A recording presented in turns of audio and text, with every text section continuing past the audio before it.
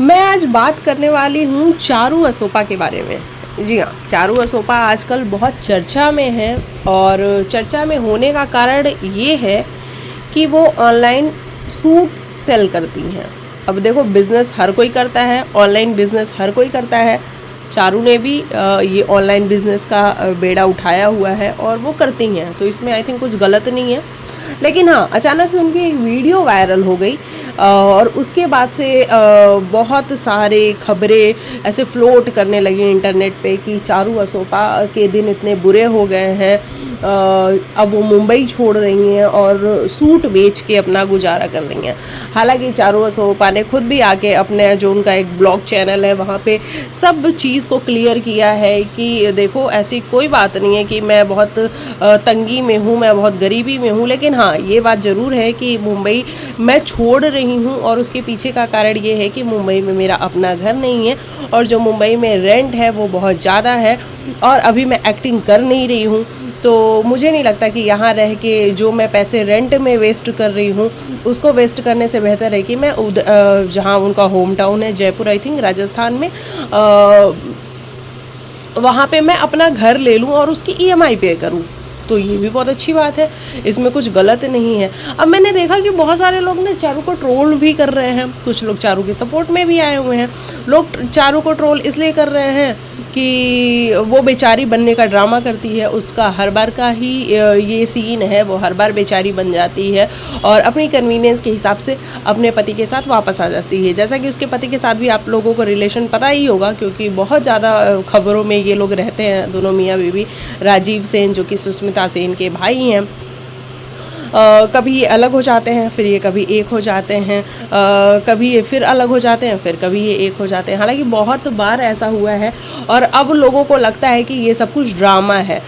लेकिन मैं जिस नज़रिए से देखती हूँ इन दोनों का रिलेशन, मुझे ये समझ में आता है कि राजीव और चारू, इन दोनों के बीच में ना मुझे बचपना नज़र आता है।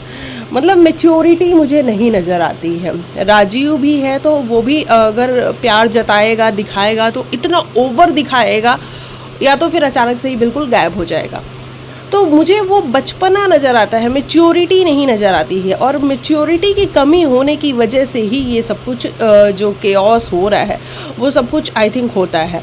अब इन दोनों की एक बेटी है जियाना, जो कि बड़ी प्यारी सी बेटी है, बड़ी ही एक तो खूबसूरत वो बच्ची है और बिल्कुल अपनी बुआ जैसी है, सुष्मिता सेन जैसी है वो, और मुझे लगता भी है कि इन फ्यूचर वो बहुत अच्छा करेगी। लेकिन ये जो चारू और राजीव का जो रिलेशन है ये इतना डगमगाया हुआ है, कभी ये साथ में आ जाते हैं, फिर ये कभी अलग हो जाते हैं। अभी इनका जो रिलेशन स्टेटस है वो ऐसा है कि ये लास्ट दुबई गए हुए थे, एक ट्रिप पे गए हुए थे। न्यू ईयर इन्होंने साथ में सेलिब्रेट किया, क्रिसमस साथ में सेलिब्रेट किया, जहाँ पे चारू बहुत खुश थी। जियाना तो बच्ची है, वो ऑब्वियसली बहुत खुश थी क्योंकि उसके पेरेंट्स साथ में थे, उसकी दादी साथ में थी। लेकिन अचानक से उस ट्रिप पे कुछ तो हुआ। बाद में जो खबरें आई, बाद में जो एक राजीव का इंटरव्यू है वो वायरल हो रहा है, जहाँ पे राजीव ये कहते हुए नज़र आ रहे हैं कि मेरी 20 साल की दोस्ती, यानी कि मेरा कोई फ्रेंड है जो 20 साल पुराना है, उसके साथ चारू जो है वो बातें करती हुई पकड़ी गई। अब मुझे समझ में नहीं आ रहा है कि अगर राजीव के फ्रेंड के साथ चारू ने बात कर ली तो इसमें इतनी बड़ी क्या डील हो सकती है। लेकिन राजीव को ऐसा लगता है कि चारू ने कुछ गलत किया है और ये जो बात है ये चारू ने हमेशा से कहा है कि शक करता है राजीव छोटी छोटी बातों पे। तो अब देखो इसमें क्या सच्चाई है, क्या चारू ने कुछ ऐसी बातें करी हैं या नहीं करी हैं। लेकिन हाँ, उसके बाद से ही हमने देखा कि वो दुबई ट्रिप बड़े गंदे एंड पे ख़त्म हुआ, जहाँ पे चारू चुपचाप अपने बेटी को उठाती हैं और बिल्कुल सैड सा फेस बना के और मुंबई वापस आ जाती हैं। और फिर नज़र आता है सभी को कि चारू परेशान है, राजीव भी इस बारे में कोई बात नहीं करते हैं। और अब ये डिसीज़न चारू ने लिया है कि वो मुंबई छोड़ रही हैं और मुंबई छोड़ के वो अपने शहर जयपुर में जाके अपने पेरेंट्स के साथ सेटल हो जाएंगी। अब बहुत सारे लोग फिर उनकी पास लाइफ को भी लेके आ रहे हैं कि चारू ने पहले शादी की थी, फिर चारू की एक इंगेजमेंट भी हुई थी, वो भी टूटी थी। ठीक है ना, हम जाने क्यों नहीं देते, मुझे ये बात समझ में नहीं आती, हम जाने क्यों नहीं देते हैं। जो बीत गया वो बीत गया। अब हम उन बातों को उठा के लेके आते हैं, उन बातों के ऊपर चर्चा करते हैं कि चारू की शादी हुई थी, चारू का एक एंगेजमेंट भी हुआ था, वो भी टूट गया, ये शादी भी नहीं चली, तो चारू में ही कमी होगी। मतलब हम किसी की कमियों को गिनवाने वाले होते कौन है, मुझे ये समझ में बिल्कुल भी नहीं आता है भाई। मैंने बहुत सारे चैनल्स देखे जहाँ पे लोग चारू को भी ट्रोल कर रहे हैं, कुछ लोग राजीव को भी ट्रोल कर रहे हैं, लेकिन क्यों करना है किसी को भी ट्रोल? भैया उन दोनों की पर्सनल लाइफ है, उन दोनों की लाइफ में क्या चल रहा है ये उनका पर्सनल मैटर है। हाँ, वो ज़रूर पब्लिक कर रहे हैं, लोगों को बात करने का हक है, लेकिन ऐसे ट्रोलिंग का हक मुझे नहीं समझ में आता कि किसी ने किसी को भी दिया है। मतलब हम अगर इंसान हैं, इंसान को इंसान से डर नहीं लग सकता है, लेकिन ऊपर वाले से तो लग सकता है ना यार।